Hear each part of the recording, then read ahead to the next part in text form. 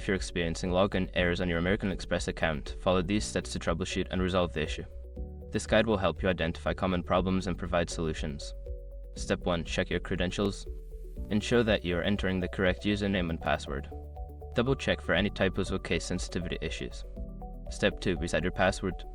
If you can't remember your password or suspect it might be incorrect, use the Forgot Password link on the login page to reset it. Follow the prompts to create a new password. Step 3. Clear browser cache.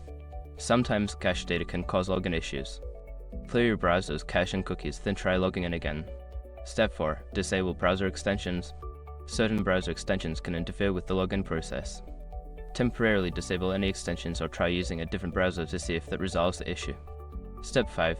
Contact customer support. If you are still unable to log in after trying the above steps, reach out to American Express customer support for assistance. They can help identify any account-specific issues. By following these steps, you should be able to resolve any login errors and access your American Express account successfully.